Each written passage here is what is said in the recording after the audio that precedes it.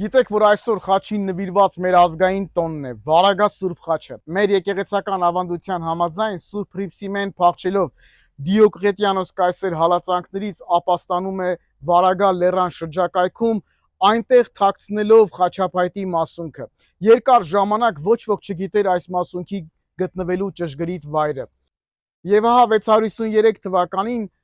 Թոդիկ ճգնավորն իր հովել աշակերտի հետ սկսում են սրտաբուխ աղոթել եւ հայցել Աստծո ողորմությունը։ Եվ հանկարծ երկնքում երևում են 12 լուսավոր սյուներ, իսկ նրանց մեջտեղում խաչապայտի մասունքը։